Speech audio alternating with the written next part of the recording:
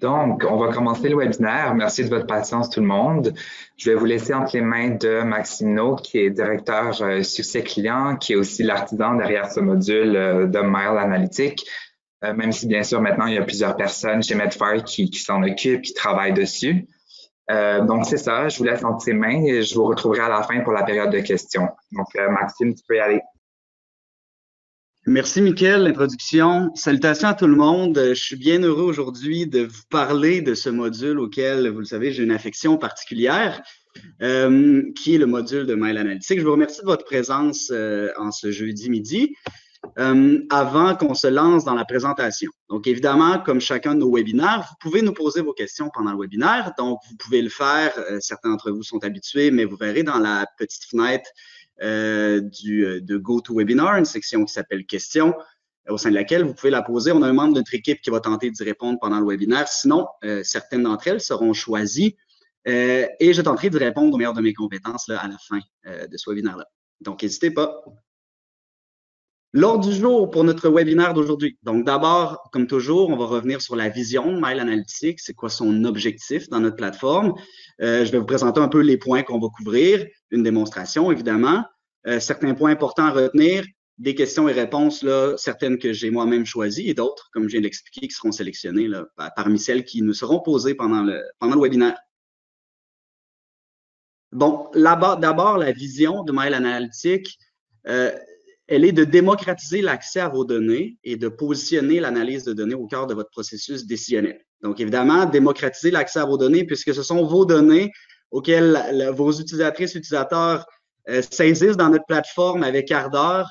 Elles vous appartiennent. C'est important pour nous que vous puissiez y accéder de manière sécuritaire, d'une part. D'autre part, ben, on veut vous inciter à positionner l'analyse des données au cœur de votre processus décisionnel. Donc, c'est important. On le souhaite que vous puissiez prendre des décisions informées, basé sur des données. On veut vous permettre de le faire en vous offrant d'abord un outil qui est intuitif, comme on va le voir. Certains d'entre vous le connaissent déjà. Donc, on n'a pas besoin d'avoir des connaissances en programmation ou en développement.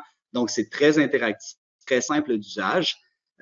On le fait aussi en vous offrant une librairie de tableaux de bord qui est variée et qui va continuer de varier au fil du temps et qui vous permet donc de questionner différents volets de votre pratique, que ce soit sur le plan clinique ou sur le administratif. Et on va en explorer certains aujourd'hui, évidemment.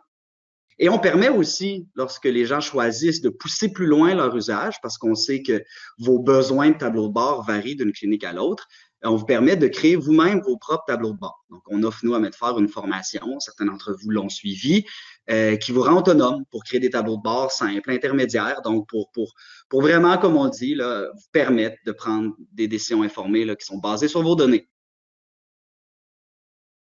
Maintenant, on connaît la vision, on connaît le but de ce produit-là dans notre plateforme, les points que je veux couvrir avec vous, ben, c'est Mail Analytics revisité. Donc, je veux qu'on couvre ensemble les concepts fondamentaux, comment on navigue dans le module de Mail Analytics d'abord.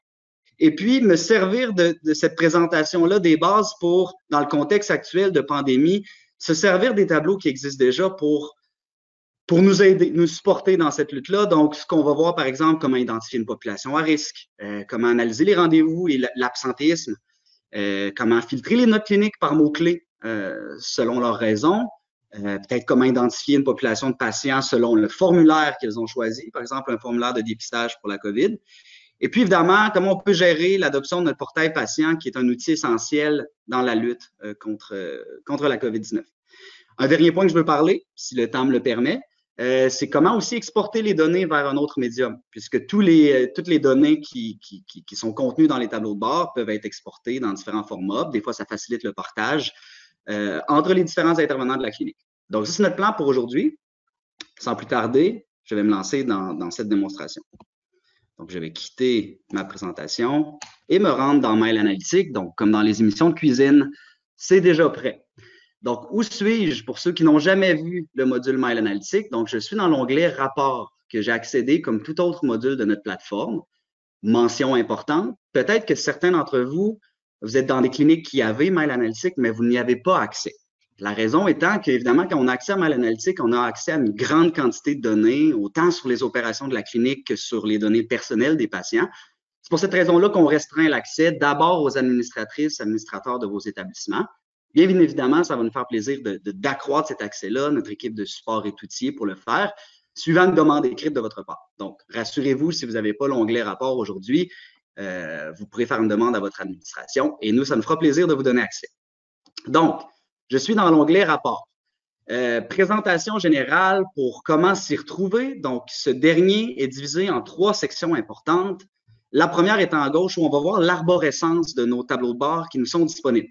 Donc, d'une part, dans votre cas, pour la vaste majorité, vous aurez accès à un dossier qui va s'appeler Medfar Librairie offerte. Dans mon cas, j'en ai fait un dossier particulier pour notre présentation aujourd'hui, qui, elle, contient les différents tableaux de bord de notre librairie. Il se peut que dans certains cas, dans certaines cliniques, vous en ayez d'autres. Vous ayez d'autres dossiers. Je l'expliquais au départ, il y a certaines cliniques qui créent eux-mêmes leur tableau de bord et ont donc la liberté de créer d'autres dossiers et des sous-dossiers. Donc, c'est ce qui va dicter donc le contenu que vous allez voir en marge de gauche. C'est relativement simple. Donc, pour changer d'un tableau de bord à l'autre, vous allez simplement cliquer sur le tableau de bord en question, comme je vais faire au cours de la démonstration d'aujourd'hui.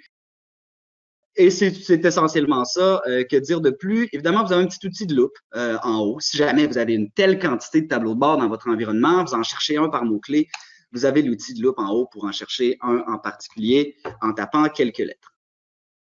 Ça, c'est pour la section de gauche ici, très simple. Je mentionne au passage que cette section-ci, en fait, toutes les sections, comme celle de droite, vous voyez une petite flèche au milieu de l'écran qui me permet de la tasser. Donc, comme ça, je vais pouvoir me concentrer sur la section centrale. Quel est le nerf de la guerre? C'est mon tableau de bord. Donc, d'abord, j'ai mentionné déjà plusieurs fois les mots tableau de bord. C'est quoi un tableau de bord? On va s'entendre sur une définition. Un peu comme dans votre auto, un tableau de bord est un amalgame de métriques. Donc, on va parler de données quantitatives et non pas subjectives, qu'on va regrouper ensemble pour étudier un volet de notre établissement. Okay? Donc, dans le cas présent, mon volet, c'est l'état des inscriptions dans ma clinique de démonstration.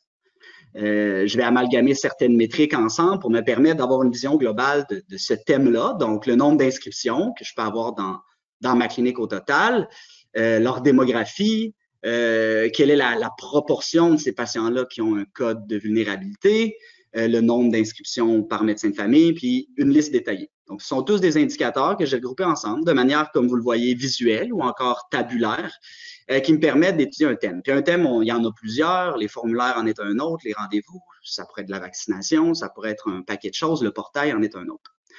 Avant de me lancer dans vous présenter comment on questionne, comment on interagit avec un tableau de bord, je vais vous mentionner un peu l'information qu'on peut voir dans le haut de la bannière ici. Donc, outre le titre de mon tableau de bord, j'ai, bon, ça ici, la source de données, ça, pour vous qui l'utilisez, le tableau de bord, vous n'en avez pas réellement besoin, mais ce qui peut être intéressant ici, c'est la date de dernière mise à jour des données. Puisque nous, notre équipe s'efforce, depuis la création de Mile Analytics, de vous offrir des tableaux de bord qui sont mis à jour quotidiennement. Donc, à chaque nuit, on a des robots qui travaillent très fort et qui vont extraire les données de chacun de vos établissements. On consolide tout ça dans un modèle de données qui, lui, se met à jour donc quotidiennement. Donc, on peut voir que ça a été mis, dans mon cas, à jour la nuit dernière. Si je vais sur la droite, vous avez il y a un petit icône qui s'appelle PDF. Dans mon agenda, je veux garder à la fin là, les manières d'exporter les données, mais je vais commencer avec celle-ci, qui est le volet PDF, donc l'exportation sous forme de document PDF, qui est accessible ici. Donc, pour tout tableau de bord, on peut l'exporter en PDF si jamais on veut l'imprimer, si jamais on veut le sauvegarder pour l'envoyer par courriel, le partager à l'interne. Évidemment, je le répète, en s'assurant qu'aucune information confidentielle des patients ne s'y contient. Et là, j'ai certaines options un peu simples là, de formatage. Donc, je pourrais changer le format en paysage. Je peux changer, contrôler l'information que je veux faire apparaître. Donc, peut-être que les données, je veux pas le voir. Le nom de l'ensemble, je veux pas. Les filtres, ça peut être important pour les gens à qui je partage. Donc là, je m'intéresse aux gens qui ont un code 5 et qui ont 70 ans et plus. Je vais vous expliquer comment on obtient ça dans une minute. Et petit truc, ici, on a mode affichage et on a mode édition. Des fois, c'est méconnu. Je peux changer en mode édition, puis ça me permet de venir modifier un peu la dimension de mes différents widgets, un peu pour améliorer la clarté peut-être de mon impression, éviter que j'aie un indicateur visuel qui soit coupé en deux. Donc, je peux faire ça partout pour m'assurer que c'est clair.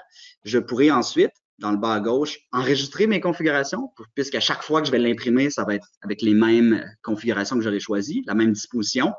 Et sinon, je peux le télécharger pour ensuite, bon, comme je l'expliquais, l'imprimer ou le partager. J'entrevois certains d'entre vous, parce que j'en connais plusieurs, ont peut-être la question où des fois, vous voulez imprimer une liste. Vous avez fait une liste de patients. Elle est longue, elle peut avoir 500 patients. Vous voudriez l'imprimer. Et là, vous allez me dire, j'ai pas toutes les données. Je le vois d'ailleurs ici, c'est mon cas. C'est vrai, c'est pas possible d'imprimer une liste comme ça. Ça va être surtout, si vous avez une liste de patients seulement, je vais vous demander, ça va être plus simple de passer par Excel. Vous allez pouvoir la formater à votre goût. Mais en PDF, vous pouvez l'imprimer aussi, mais dans les seules conditions où votre tableau de bord contient juste la liste et qu'on peut voir toutes les colonnes. Donc, j'ai réussi, moi, dans certains cas où mon tableau de bord était une simple liste, à imprimer toutes les pages. Mais dans mon cas, vous le voyez, j'ai deux indicateurs visuels côte à côte et ça, c'est ce qui fait qu'on ne sait pas comment gérer l'impression des plusieurs pages. Donc, pour ça, il y a une solution. Elle est facile. Ça va être d'exporter le tout en CSV puis l'amener dans Excel comme on le verra dans le cadre du webinaire d'aujourd'hui. Donc, ça, c'était la première manière d'exporter les informations. J'ai pris de l'avance sur mon agenda. C'est en rappel avec l'icône PDF qui est dans le coin supérieur droit. Donc, ça, c'est ce qu'on avait dans la bannière de notre section centrale qui est le tableau de bord. Le point important à comprendre, c'est comment, si moi, je suis un usager dans une clinique, je ne veux pas créer moi-même les tableaux de bord, mais je veux au moins être habile à les utiliser. Donc, la force des tableaux de bord et de Mile Analytics, c'est sa simplicité à le questionner par différents angles. Il y a deux grandes façons de le faire. La première, c'est lorsque j'ai des graphiques déjà disponibles dans mon tableau de bord, c'est simplement de cliquer sur le graphique en question pour la tranche d'âge ou la pointe de tarte qui m'intéresse. Donc, dans mon cas, j'ai déjà cliqué sur la section 5, qui est le code de vulnérabilité qui correspond au diabète. On est dans un contexte de lutte contre la COVID-19, donc peut-être que je veux identifier une population à risque, qui était mon premier thème. Donc, je pourrais peut-être cliquer sur la pointe de tarte 2, et à ce moment-là, bien, il va se mettre à jour l'ensemble des indicateurs, donc mon nombre d'inscriptions, la démographie de ces patients-là, le nombre par médecin, ma liste se sont tous mis à jour lorsque j'ai cliqué sur la pointe de tarte.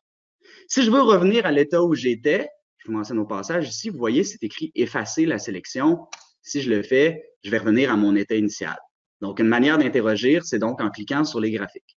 Je peux cliquer sur plusieurs graphiques en même temps, il n'y a pas de problème. Donc, je pourrais aller chercher mes patients qui ont le diabète d'une part et ceux qui ont un âge compris entre 70 et 79 ans, simplement en cliquant sur la tranche en question. Et puis là, je vais voir ici que c'est effectivement le cas. Tous mes patients ont le code 5, et puis ils ont tous un âge compris dans la tranche sélectionnée.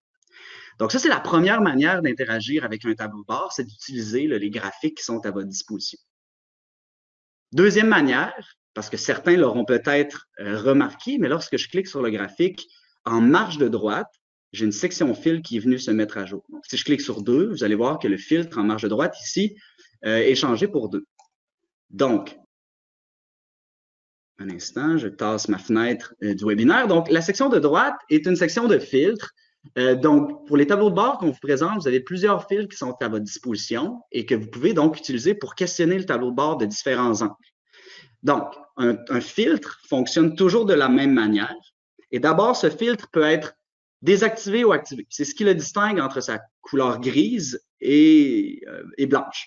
Donc, si je veux activer un filtre, j'ai simplement cliqué sur le glissoir ici et le désactiver. Donc, en quel cas ça peut être pratique, c'est que si vous avez déjà configuré un filtre comme on s'apprête à le voir, puis vous voulez juste voir, ah, je me souviens plus l'effet si j'enlevais ce filtre-là, mais je ne veux pas le modifier nécessairement, donc je peux le désactiver, et là, ça va rechanger son effet. Donc, ah oui, c'est vrai, j'avais ces données-là, lorsque j'active mon filtre, je reviens à ce nombre-ci. Ça, c'est pour les filtres. Maintenant, j'expliquais que pour le modifier, le filtre, c'est toujours la même façon, c'est de cliquer sur le crayon qui est dans le coin supérieur droit, ici. Et là, j'aurai des options de fil qui vont m'être présentées. Donc là, je pourrais choisir ici. Ça va charger, je vais voir ici. Donc, lorsque vous le verrez, vous aurez ici, en cliquant sur le crayon, les options de fil qui vont apparaître. Vous pourrez choisir un des codes de vulnérabilité, par exemple. Le cocher et le choisir. Vous allez voir aussi que la méthode par laquelle on peut filtrer l'information, je le mentionne, va varier selon le type de données qu'on essaie de filtrer. Je m'explique. Lorsque j'ai des codes de vulnérabilité, par exemple, on sait qu'il n'y en a que 20. Donc, pour le choisir, vous allez le voir, finalement, moi, ça va peut-être finir par apparaître. Vous allez avoir la liste des 20 codes, vous pourrez les choisir. Donc, c'est une liste. C'est une liste à cocher. Vous pouvez tous les cocher, tous les désélectionner, choisir celui qui vous convient. Lorsqu'on travaille, par exemple, avec l'âge, dans notre cas, on cherchait à identifier une population à risque, par exemple, tous les gens qui ont plus de 60 ans, par exemple, ou 70 ans, Donc, lorsque je vais choisir à modifier cette information-là, je pourrais ajouter des conditions et là, j'aurai des options de modification de ma condition qui vont se rapporter à des chiffres, donc plus grand ou égal à un nombre, égal à un âge particulier ou inférieur à égal. Donc, vous voyez que j'ai d'autres façons de filtrer l'information qui vient de la nature de la donnée avec laquelle je suis en train de travailler. Et dans tous les cas, la manière de faire sera toujours la même et sera toujours de, par exemple, changer mon chiffre. Ici, lorsque je suis dans ma condition, je pourrais appuyer sur OK. Sinon, ben, si vous changez la condition ici, le reste du tableau de bord va se mettre à jour automatiquement. Ce principe-là va être toujours le même pour l'ensemble des tableaux de bord que vous allez utiliser. On parlait, mon premier thème que je voulais vérifier avec vous était comment identifier des populations à risque. Donc, comment on peut utiliser ce tableau de bord-là auquel vous avez tous droit, qui est l'état des inscriptions. Eh bien, je vais juste retasser ma fenêtre. Un autre fait intéressant, bien, on a le code postal. Donc, c'est un autre endroit avec lequel on peut travailler. Ou si je l'activais, je pourrais aller ici chercher. Voyez-vous, j'ai d'autres méthodes de travail. Donc, quand on travaille avec un code postal, c'est du texte. Donc, on sait maintenant on peut travailler avec des chiffres comme l'âge, on peut travailler avec du texte comme des diagnostics, de la médication. Le code postal en est un exemple.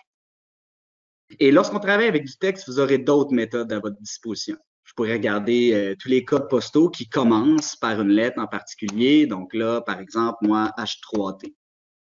Donc, à ce moment-là, je pourrais appuyer sur OK et toute ma liste viendrait se filtrer. Si, par exemple, dans ma région, nous, dans la métropole de Montréal, on se rendait compte qu'il y avait certaines éclosions et puis qui étaient près de mon établissement, puis je voulais identifier tous les patients avec leur inscrits à mon établissement qui ont certains codes, donc certaines vulnérabilités, les identifier puisqu'on veut avoir leur courriel, leur numéro de téléphone, puisque dans ce cadre d'une campagne clinique, on veut les contacter, ben, le code postal peut venir nous aider à peut-être cibler par quartier de notre région. Donc, ça, c'est un autre endroit. Donc, tout dans notre premier thème d'identifier des populations à risque. Donc, ça peut être utilisé comme ça. Évidemment, il y en a d'autres filtres. Il y en a par médecin de famille. Il y a des catégories d'inscription, donc sans visite ou avec visite. Certains d'entre vous connaissez déjà nos tableaux. Donc, ce sera toujours le même principe qui sera appliqué pour filtrer les tableaux de bord.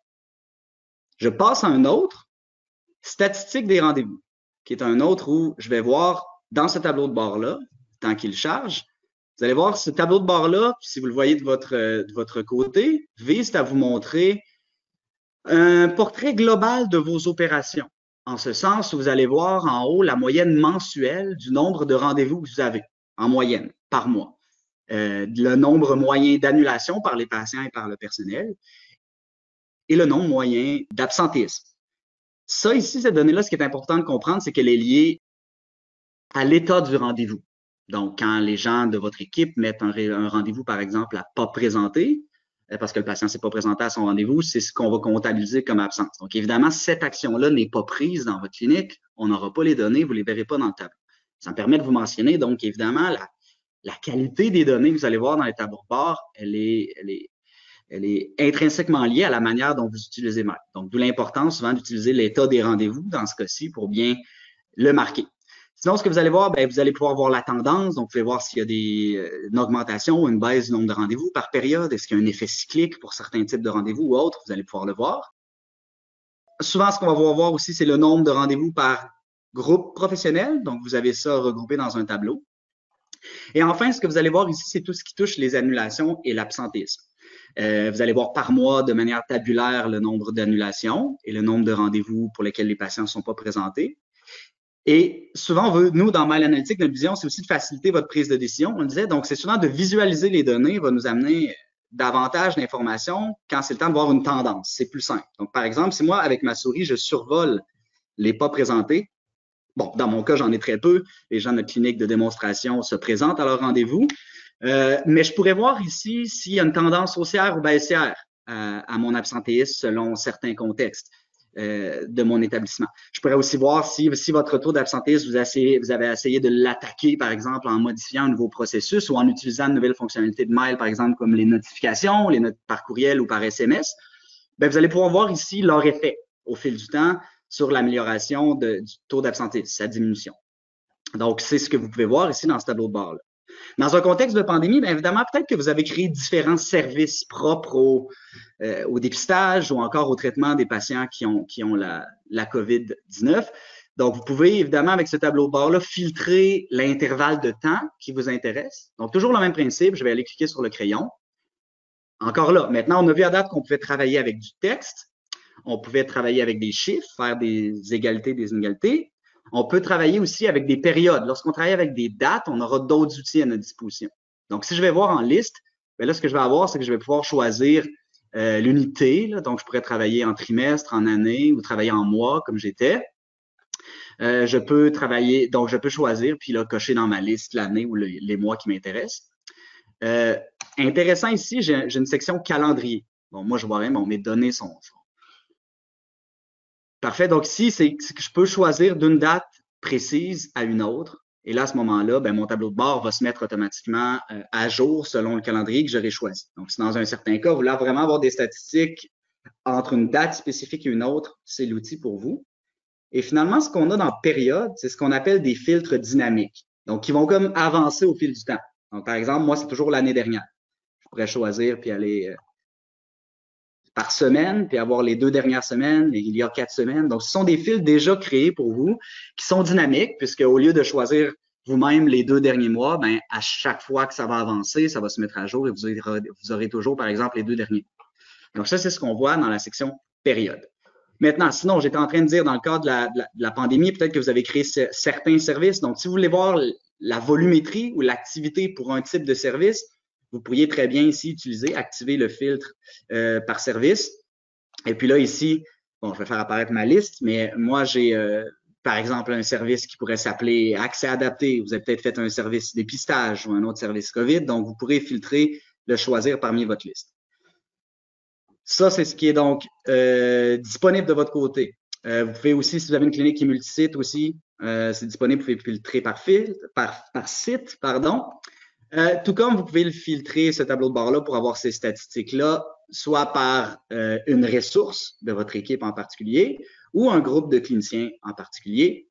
Si vous voulez voir, par exemple, le nombre de rendez-vous par le personnel infirmier pour un type de service, pour une période de temps qui vous convient, donc vous pourrez le faire à l'aide des filtres qui sont à droite. Je mentionne au passage, je ne l'ai pas fait tout à l'heure, mais il y a un état par défaut de tout tableau de bord. Moi, l'état, c'est que ce que j'ai fait pour vous, c'est que rien n'est sélectionné. Donc, si vous voulez toujours, vous ne savez pas trop les filtres que vous avez mis, mais vous voulez retourner à l'état initial, vous avez une petite roulette ici qui permet de restaurer mes filtres par défaut, d'une part. Dans votre cas de la librairie, les filtres par défaut, c'est aucun filtre pour qu'il n'y ait aucune exclusion de données. Il y a les 3 petites barres ici où vous pouvez définir des filtres par défaut. Donc, si vous voulez toujours, vous, travailler avec les 2 derniers mois vous avez une longue liste de cliniciens, mais vous, ce qui vous intéresse, c'est une équipe en particulier, vous les avez choisis méticuleusement, vous pouvez cliquer ici pour définir ces filtres-là comme vos filtres par défaut. Donc là, lorsque vous allez cliquer sur la roulette ici, puis que quelqu'un dans l'équipe est venu peut-être modifier ces filtres-là, vous saurez que lorsque vous cliquez sur la roulette, vous reviendrez à l'état initial du tableau de bord. Donc, c'est ce que je voulais vous mentionner au passage. On va poursuivre notre découverte. Je vais passer à un autre tableau de bord ici qui s'appelle Notes et signataires. Où ce tableau de bord-là vise à vous montrer, dans mon cas, toujours regarder, hein, c'est important de toujours regarder les filtres qui sont à droite parce que c'est ce qui est présenté dans le tableau. Donc, moi, pour les 2 derniers mois, ce tableau de bord-là va me présenter un portrait de toutes les notes cliniques qui ont été approuvées, le nombre de patients qui sont concernés, qui a rédigé et approuvé ces notes-là, et puis la proportion. Donc, dans mon cas, avec les filtres que j'ai, ce sont que des médecins, mais vous pouvez avoir différents groupes de cliniciennes et cliniciens qui contribuent. Vous aurez finalement la liste détaillée de ces notes-là, si vous voulez avoir leur date, la raison de visite, leur signataire, le contexte clinique. Et là, vous pouvez filtrer puis questionner ce tableau de bord-là, différents angles. Dans un contexte de pandémie, dans mon cas, encore là, on veut identifier des populations à risque. Donc, j'ai filtré ici, selon la raison de visite, un mot. Moi, je l'ai donné des mots, mais j'ai choisi chest pour chest pain ou douleur à la poitrine. Mais vous pourriez donc chercher dépistage, vous pourriez chercher par mots-clés comme COVID. De la même manière, donc vous pourriez éditer le filtre. Moi, voyez-vous, je cherche toutes les notes, quand même, c'est puissant, là.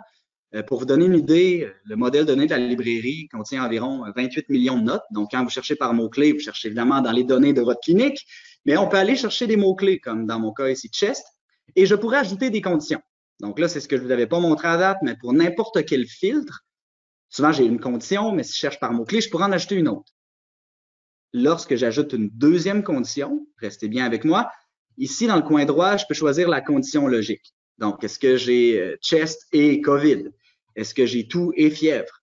Est-ce que j'ai dépistage et fièvre? Donc, vous pouvez avoir plusieurs mots, donc et ou. Donc, ça vous permet de filtrer l'information. Vous pouvez ajouter, la préciser davantage à votre recherche. Vous pouvez ajouter autant de conditions que vous le voulez. Évidemment, en gardant en tête que plus vous avez de conditions, plus vous devrez peut-être faire preuve de patience en attendant vos résultats, puisqu'évidemment, ça fait une recherche quand même complexe d'aller chercher dans l'ensemble de vos notes plusieurs mots-clés différents, mais c'est très possible pour ça. Donc ça, des fois, les gens ne le savaient pas qu'on peut ajouter plusieurs conditions. Souvent aussi, bon là, il vient de me l'apparaître, lorsque vous cherchez par un mot-clé, vous allez avoir un aperçu des résultats ici. Donc, on voit que j'ai 5 sur 26 différentes options d'entrée de notes cliniques qui correspondent aux mots-clés que je suis en train de chercher. Donc, ça, souvent, ça vous permet de voir si ce que vous êtes en train de chercher correspond un peu à ce que vous avez en tête. Donc, ça, c'est ce que je voulais vous montrer. Le petit X, je le ferme. Donc, en termes de COVID, c'est comme ça que ça peut vous aider. Donc, c'est une entrée vers le volet plus clinique, puisqu'on a accès maintenant à la raison de visite et aussi, mentionnons-le, au contexte clinique. Donc, s'il y a des interventions qui ont été faites avec des notes cliniques qu'on a mis au téléphone, donc on peut aller comme ça voir leur nombre par type de clinicienne, clinicien. Donc, c'est à garder en tête. Donc, je ramène au fait que c'est très intuitif, c'est simple d'utiliser un tableau de bord, puis on peut le questionner de différents angles. Je continue. Donc, je ramène ma flèche. Je fais apparaître ça ici. Je vais passer à un tableau de bord que beaucoup d'entre vous connaissez, qui s'appelle liste des patients. Et ce tableau de bord-là va vraiment, c'est un peu, c'est l'ensemble de vos patients, l'ensemble de votre liste. Je sais que plusieurs, le besoin parmi vous, surtout au départ, quand on a à l'origine de Mile Analytics, c'était souvent de créer des listes de patients selon plusieurs critères et différents critères, que ce soit les codes de vulnérabilité, le médecin de famille, l'âge, l'adresse courriel. Souvent, vous voulez les chercher par l'identifiant, puisque des fois, il y a des établissements qui mettaient le nom du résident ou d'une résidente dans les identifiants, ou certains mémos importants. Donc, toute cette information-là, pour obtenir une liste, donc on revient au besoin des fois d'identifier une population de patients en particulier, bien, il est global et vous avez plusieurs filtres en marge de droite pour vous aider, que ce soit l'âge, donc il y en a 2 sur l'âge. Donc, il y a soit la catégorie, ou si la catégorie par dizaine ne vous convient pas, vous pouvez aller ici très bien modifier ça pour avoir ici, on peut ajouter aussi une condition si je voulais avoir plus grand que 20 et inférieur ici égal à 40 par exemple. Mais là, dans le cadre de la COVID, ce serait peut-être plus 60 et inférieur à peut-être 75 avec un code de vulnérabilité particulière. Donc, voyez-vous, j'ai ajouté des conditions. Je vais faire attention ici à ma condition logique. Donc là, dans ce cas-ci, je ferais plus grand que 60 et inférieur à 75. J'ai mon aperçu, donc je vois qu'effectivement, ça correspond à ce que je veux. Et là, je pourrais appliquer sur OK. Donc, vous n'êtes pas obligé de vous restreindre aux catégories d'âge. Sinon, vous avez évidemment le médecin de famille. Vous avez le personnel traitant au dossier qui est ajouté dans l'onglet clinicien. Les identifiants, comme j'ai mentionné, ça serait du texte. Donc là, on retournerait à notre méthode de moi tous les patients dont l'identifiant 3 contient le mot résident no, par exemple. Les codes de vulnérabilité, le lieu de suivi, la ressource du dernier rendez-vous, il y en a plusieurs intéressants, mais je veux mentionner au passage certains, puisque dans le cas de la COVID, on s'intéresse souvent à des populations à risque, je l'ai dit maintes fois. Donc, pour ça, vous avez 2 filtres intéressants. Donc, un qui est filtré selon les diagnostics au dossier et l'autre selon les médications actives au dossier. Donc, ce qui est différent ici, c'est qu'on a pris pour chaque patient tous les diagnostics au dossier. On les a combinés en un champ. Pourquoi? Pour 2 raisons. D'une part, puisqu'on veut vous permettre d'avoir une liste unique de patients. Et ce ne serait pas le cas si on prenait les diagnostics de façon granulaire, puisque moi, Maxime No, je pourrais avoir 5 diagnostics à mon dossier. À ce moment-là, là, j'aurais 5 fois Maxime No. Donc, pour contrer un peu ce défi inévitable de l'analyse de données, dans ce cas-ci, on les a combinés. Donc, ça, c'est la première raison. L'autre raison, c'est que le fait que tous les diagnostics soient dans le même champ, on peut utiliser notre fonction où on aurait plusieurs conditions pour dire, par exemple, moi, toute la liste des patients qui ont à leur dossier HTA et qui auraient aussi DB2, qui sont des abréviations que vous utilisez souvent pour signaler donc l'hypertension et le diabète de type 2. Et là, j'appuierais sur OK et ma liste se filtrerait. Donc, c'est le deuxième avantage de les avoir combinés. Donc ça, pour cibler des populations encore, ça peut être intéressant, tout comme la médication. Donc c'est le même principe. Vous auriez ici, vous cherchez tous les patients dont la médication active ou échue comprend metformine, par exemple. Et puis là, vous auriez quelques lettres suffisent, puis vous pouvez lancer votre recherche et la raffiner au besoin. Vous pouvez utiliser l'un et l'autre ou l'un ou l'autre. Que j'ai d'autres informations importantes que je voulais mentionner sur ce tableau de bord-là. Je pense que ça faisait le tour. Ah oui, voilà. Vous avez un filtre qui est le courriel. C'est-à-dire que souvent, on veut, surtout en usage, là, je m'en vais tranquillement commencer à vous parler du portail, mais souvent, on a besoin, surtout dans la lutte actuelle, de peut-être envoyer des courriels de masse à notre patientèle pour leur communiquer des informations de santé publique, puisque si on a identifié une population à risque, l'étape suivante va souvent être de les contacter, donc ça, on va vouloir faire par courriel. On pourrait aussi, donc à ce moment-là, ce que je pourrais faire, c'est que j'ai un filtre par courriel. Puis là, ce que ça me permet de vous amener ça, c'est que si bon, ma liste de courriels se charge, c'est que partout dans Mail Analytique, vous l'aurez exploré, vous l'aurez peut-être constaté, c'est que s'il n'y a pas de données au dossier, on met par défaut la valeur non applicable, ou NA. Donc, si moi, je veux cibler, par exemple, tous les gens qui ont un courriel, bien là, ici, dans ma liste où j'irai cocher, ça va finir par apparaître parce que j'ai beaucoup de courriels, j'irai choisir tout, donc tous les courriels, mais j'irai désactiver celui qui s'appelle ENA. Donc là, à ce moment-là, j'aurais, moi je suis en démo, je pense qu'ils en ont peut-être tous, mais vous auriez donc ENA qui va apparaître que vous pourriez décocher. Donc, ce serait dire, donne-moi tous les patients qui ont un courriel parmi là, les autres fils que j'ai mis, donc 70 ans et plus, et peut-être un code de vulnérabilité. Donc, ça va permettre d'avoir le courriel. Si vous voulez juste pour ensuite l'exporter dans Excel, qu'on va voir tout à l'heure, pour ensuite faire un envoi de masse, par exemple. OK? Donc, c'était ce que je voulais vous mentionner au passage, c'était ça. Quand il n'y a pas de valeur, c'est écrit non applicable. C'est pas comme inconnu ou un autre, c'est ce qu'on va vouloir appliquer ici. Parfait. Je continue ma route. Je retourne à ma librairie. Formulaire clinique, qui est un autre tableau de bord, parfois méconnu. Ici, ce que je veux vous montrer, le temps qu'il charge, c'est que ce tableau de bord-là vise à vous montrer le nombre de formulaires qui ont été créés pendant une période, combien de patients sont concernés, aussi le top 10 des formulaires utilisés, puis les mots-clés. Donc, avant toute chose, pourquoi on vous présentait ça? Parce que maintenant, on peut se créer des formulaires favoris dans Mail, vous le savez. Maintenant, Mail vous présente les formulaires les plus fréquemment utilisés. Ça aussi, vous le savez, c'est nouveau. Mais avant, donc, on avait plusieurs mots-clés qu'on peut configurer. Moi, comme clinicien, dans mon onglet configuration, j'ai plusieurs balises, plusieurs mots-clés, des formulaires des différentes régions, des différents CIUS, des différents laboratoires. Et c'est les formulaires de l'ensemble de ces mots-clés-là qui constituent la liste de formulaires auxquels j'ai accès quand je crée une note.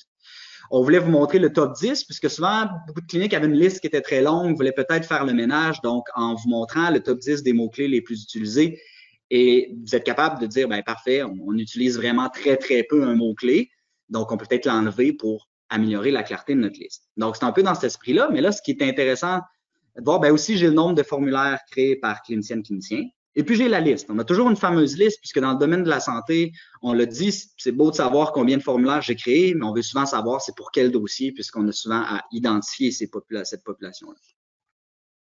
Donc, moi, dans mon cas ici, ce que je voulais vous montrer, c'est que j'ai déjà prévu le fil. Donc, depuis le début de la pandémie, jusqu'à août, évidemment, un des formulaires qu'on a le plus utilisé en démonstration, on est un de dépistage. Et je suis allé filtrer mon tableau de bord de la même manière. Donc, filtrer le nom du formulaire, j'ai accédé à ma liste. Et puis là, j'ai cherché, je les ai tous. Puis là, je peux chercher ici, par exemple, COVID. Et de cette manière-là, retrouver le formulaire que moi, j'avais choisi. Là, la recherche, des fois, ça fait ça le temps qu'il s'active. Quand vous allez finir par la trouver, le cocher. Puis à ce moment-là, ben moi, c'est déjà fait. Voilà. Il est déjà coché. Mais je pourrais avoir aussi requête. J'en avais un autre qui était requête laboratoire COVID. Donc, peut-être que je voudrais avoir la somme des deux. Puis appuyer sur OK. Et là, je vais être capable d'avoir le nombre de formulaires. Pour qui on a envoyé des requêtes? C'est combien? C'est quoi le volume? C'était pour quel patient? Donc, ça, c'est comment, dans le contexte de lutte contre la COVID, comment ce tableau de bord-là peut vous aider. Je vois le temps passer, il est 40. Je vais garder du temps pour les questions. Ce qui me restait à vous aborder, c'est un peu tout ce qui touchait le portail, puisque, évidemment, il y a certaines cliniques d'entre vous qui ont accès à Mail Analytique, qui ont aussi accès à Mail Portail Patient. Et pour vous aider dans l'adoption, parce que dans le cas de la pandémie, c'est important le portail devient un outil essentiel puisqu'il nous permet de limiter les contacts, il nous permet de partager des documents, de communiquer avec nos patients, d'envoyer des prescriptions, d'envoyer des formulaires sans que ces patients-là se présentent à la clinique. Donc, dans ce contexte-là, il devient plutôt essentiel de renforcer l'adoption de notre portail. Comment on fait ça? Comment on suit cette adoption-là? Bien, on utilise les deux tableaux de bord qui sont à votre disposition dans le dossier portail patient de la librairie. Je vais vous montrer les deux, puis je vais essayer de renforcer. Vous allez voir, peut-être récemment, vous avez observé que en préparation du webinaire, il manque un ici, mais c'est corrigé de votre côté.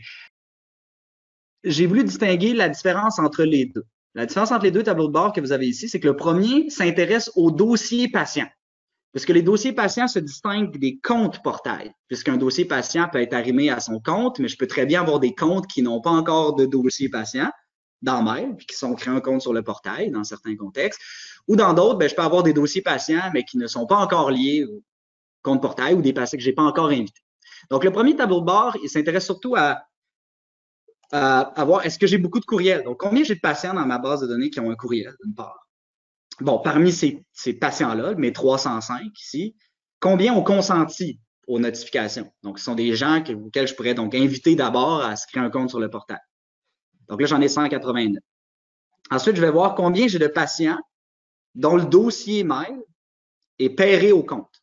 Donc, moi, dans mon cas ici, j'en ai 191. Et là, ce que je vais voir ici, c'est un peu l'état des demandes, là, confirmés, en attente, et ceux que j'ai jamais invités. C'est ça qu'on voit. Parce que là, je m'intéresse au dossier. Et je vois la démographie aussi. Donc, c'est intéressant de voir tous les dossiers patients pour lesquels ils sont pairés à ma clinique. Donc, c'est quoi la distribution démographique. Donc, comment ça peut vous aider? Bien, vous pouvez se servir de ce tableau de bord-là pour filtrer tous les gens pour lesquels on n'a pas invité. Donc, l'état de la demande, c'est NA.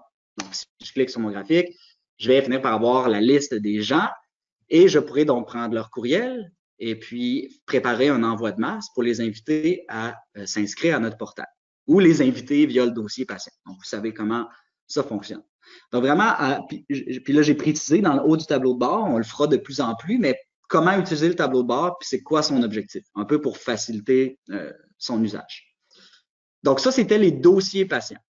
Maintenant, le portail est une entité différente, où les gens peuvent se créer des comptes, on peut relier des gens aussi, puisqu'on est en charge, par exemple, de nos enfants ou d'un parent qui souffre de démence. Donc, les comptes du portail, tout ce qui est les comptes, ça, c'est dans l'autre qui s'appelle gestion des comptes au portail. Donc, ce deuxième tableau de bord-là, finalement, ce qui va venir vous montrer, d'une part, ben, c'est un peu les mêmes statistiques, mais au niveau de votre portail. Donc, combien de comptes vous avez de créés? On y arrive. Donc, vous aurez combien de comptes aussi sont reliés à leur dossier patient. Puis là, vous pourriez dire, il me semble, on vient de le voir. Ce serait une question légitime. Donc là, on va regarder ça. Donc, combien de comptes sont liés au dossier patient? Ça devrait être, dans votre cas, le nombre similaire. Dans mon cas, je pense que ça différait puisque les dossiers patients, Mail Analytics exclut ceux qui s'appellent, je vais juste y mettre à jour, tous les patients qui s'appellent tests, on les inclut pas dans Mail Analytics. Donc, ça se peut que j'ai des comptes, puis pour le portail, on n'a pas cette exclusion-là. Donc, ça se peut que les deux chiffres diffèrent, mais vous devriez ici voir toujours le nombre de comptes qui sont reliés à leur dossier. Vous allez pouvoir voir le nombre de distribution du nombre de comptes par statut, donc lesquels sont reliés, lesquels sont à une invitation, lesquels sont à charge et lesquels sont en attente d'être confirmés. Si jamais vous voulez suivre cette population-là de comptes pour pouvoir intervenir, faire un rappel, par exemple, qu'ils acceptent leur invitation que vous leur avez communiqué par courriel. Là, au cas où cette attente-là arrive, puisque vous êtes peut-être tout en train de jouer en même temps que moi, je vais juste retourner à ma présentation parce que je voudrais quand même vous montrer. Je me suis gardé une page. Exact. Donc, ce que je voulais vous présenter, c'est celui-là. Ici, donc, vous allez avoir la proportion de comptes qui est reliée au portail. Ce que je voulais vous montrer, c'est que vous allez pouvoir voir la proportion du nombre de comptes qui sont à charge. Donc, ceux pour lesquels on a un compte parent qui gère des comptes enfants, par exemple. Le nombre de comptes reliés. Et partout où on parle de comptes reliés, dans le tableau de bord ici, où on peut voir d'ailleurs l'accroissement de ma population de gens qui ont des comptes au portail, bien, ce sera la somme des gens à charge et des comptes reliés. Évidemment, ici, vous pouvez voir le nombre qui ont une invitation envoyée. Donc, si vous cliquez sur cette pointe de tarte-là, vous pourrez avoir tous les comptes pour lesquels vous avez envoyé une invitation et qui n'ont pas encore répondu, si jamais vous voulez leur faire un rappel. Et comme l'autre tableau de bord, vous avez aussi la distribution démographique de ces comptes-là. Donc, alors qu'un s'intéressait le premier au dossier patient, lesquels sont pairés, le deuxième s'intéresse réellement au compte. Puisque je le répète, il y a des cliniques qui fonctionnent où on peut se créer un compte dans le portail, mais on n'a pas encore de dossier à la clinique. Donc, c'est pour ça que les deux entités, les chiffres peuvent, dans certains cas, différer.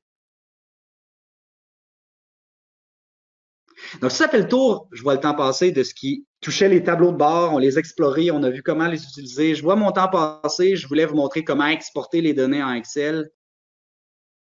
Vous avez accès à ça dans la base de données de connaissances. Je vois le temps passer, puis je veux qu'on garde du temps pour les questions. Vous allez voir, c'est fort simple. Le principe, c'est que, si je retourne rapidement à mes tableaux de bord, pour tout tableau de bord, vous allez pouvoir, essayer d'en faire un autre, vous allez pouvoir exporter les données. Donc, peu importe la liste, peu importe l'indicateur visuel, vous allez pouvoir cliquer dans les trois petits points qui sont dans le coin supérieur droit pour télécharger les données, soit sous forme d'une image ou soit un fichier CSV. Puis un fichier CSV, c'est un fichier de données granulaires que vous pouvez ouvrir avec Excel, puis qu'Excel, par défaut, va interpréter puis séparer par colonne. Donc, nous, on a une capsule que j'ai faite qui dure environ 5 minutes qui vous explique comment prendre les données de Mile Analytics et les amener dans Excel. C'est fort simple, puis vous allez pouvoir retrouver ça dans notre base de connaissances. Parfait. Donc, maintenant qu'on a fait notre tour, on a vu les fondations de Mile Analytics, on a exploré certains tableaux, de voir comment on pouvait les utiliser dans le cadre de la lutte contre la COVID. Je voulais terminer pour, moi, faire un retour sur certains points avant de prendre vos questions. Je vais retourner donc ici. Donc, ce que je voulais que vous reteniez, c'est qu'évidemment, quand on a accès à Mile Analytics, on a accès à une vaste quantité de données qui sont mises à jour quotidiennement. Donc, vaste quantité de données, ça explique aussi pourquoi on restreint l'accès ou celui-ci est un peu géré par l'administration de votre clinique. Mais évidemment, comme on le disait au départ, avec une demande de votre part, on pourra étendre cet accès-là. Les données, je l'ai dit, sont mises à jour quotidiennement. Les tableaux de bord sont intuitifs. Je pense qu'on l'a vu, on n'a qu'à cliquer sur les graphiques. Ceux-ci vont se mettre à jour. On a aussi des filtres en marge de droite qui permettent de questionner les tableaux de bord de manière variée et simple. On a plusieurs tableaux de bord qui sont donc variés sur différents volets de votre clinique. Et puis aussi qu'on peut exporter les données. Je ne l'ai pas montré autant que je voulais, mais on peut les exporter donc vers Excel et on peut les exporter aussi en PDF. Ça, au moins, on l'a couvert en début de webinaire. Ça vous permet de faciliter le partage à l'interne, peut-être à des gens qui n'ont pas à avoir accès complet analytique, mais quand même, pour lesquels c'est intéressant de partager un tableau de bord. Question-réponse rapide avant qu'on passe au vote. À quelle fréquence sont mises à jour les données? Je l'ai dit maintes fois.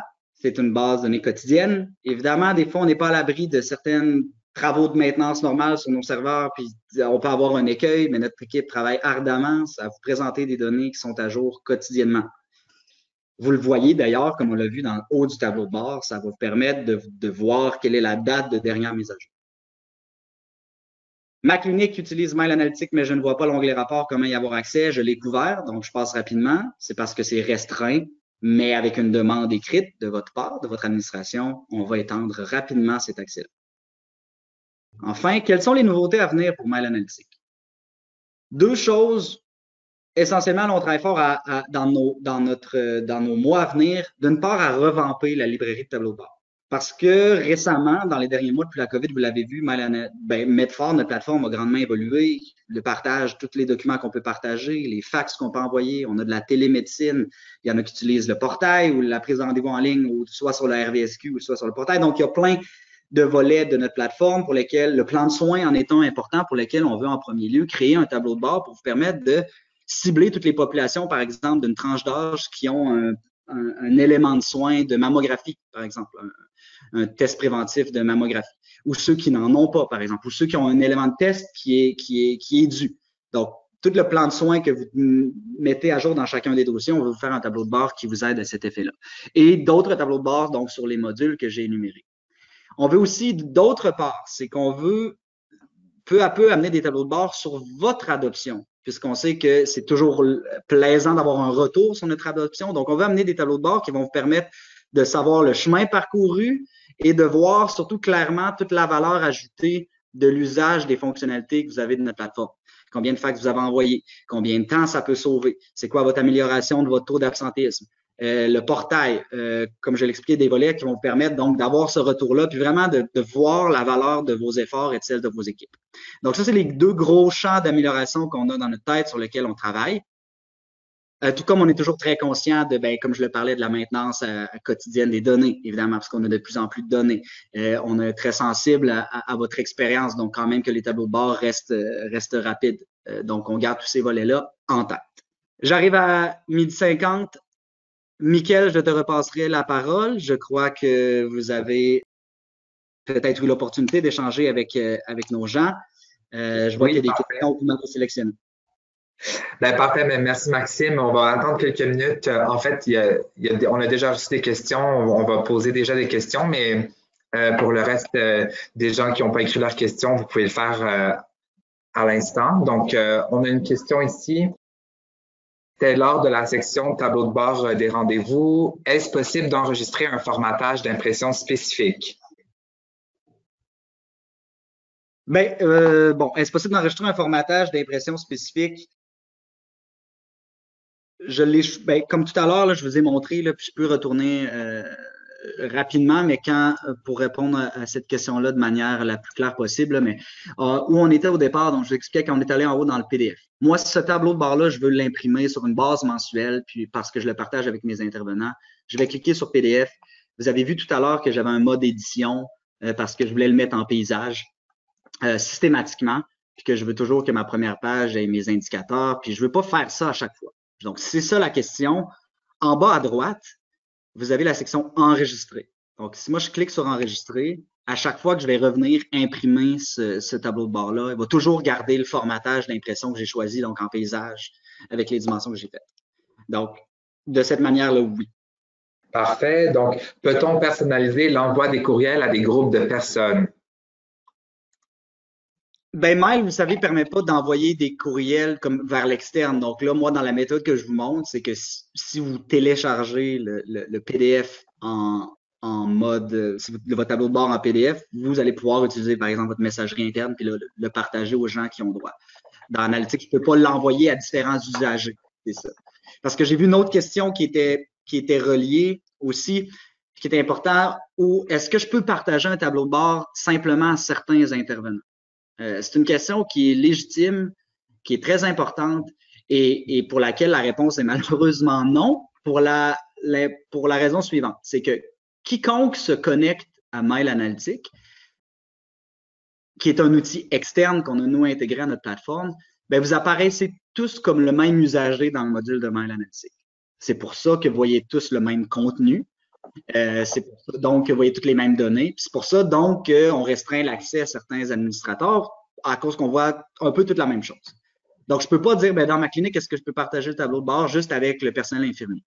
Par contre, ce qu'on a dans notre vision, on l'a fait au départ pour des raisons essentiellement de simplicité, parce qu'on fait associer à chaque clinique un compte usager dans le module de rapport.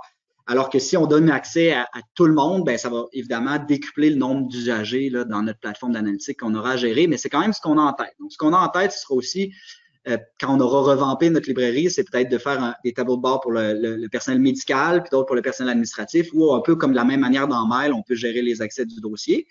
De la même manière, ça permettrait d'étendre l'adoption en donnant certains tableaux de bord à une clinique. À certains groupes de la clinique et un accès complet des données médicales à d'autres. Donc, c'est pour ça que les questions qui touchent, donc, est-ce que je peux partager à certains dans ma tableau de bord dans ma clinique? Non. Ou en fait, oui, si vous passez par des PDF, là, comme ça vous permet d'imprimer le tableau de bord puis de le partager à l'externe de même. On a une question ici. Si le patient est resté en salle d'attente, est-ce qu'il est calculé comme non présenté? Oui, c'est une question importante, c'est une question, je remercie les gens qui la posent. On parlait tantôt là, de la statistique des rendez-vous, je voyais notamment l'absentéisme. Donc, nous, ce qu'on a considéré, là, puis je vais voir si je vais ici, le temps qui charge. Donc, les rendez-vous que vous voyez par mois ici, c'est des rendez-vous qui sont à qu'on a considéré comme complétés au sens où c'est à l'exclusion de l'annulation par personnel, par patient et pas présenté. Donc, pour la réponse à cette question-là, donc si salle d'attente, il est resté à salle d'attente La réponse est oui, il va être comptabilisé puisque, bon, dans une clinique un peu typique, si on l'a mis en salle d'attente, le patient a normalement mis les pieds sur place. Là, peut-être que dans le COVID, évidemment, ça a peut-être changé. Je sais que des fois, on attend dans le stationnement, on fait venir le patient à l'intérieur juste à la dernière minute. Donc, je sais que ça peut peut-être impacter vos processus, mais la réponse simple, c'est oui. Pas présenté, c'est vraiment l'état seul, pas présenté. Et les annulations sont les typiques annulations par patient puis annulations par le personnel.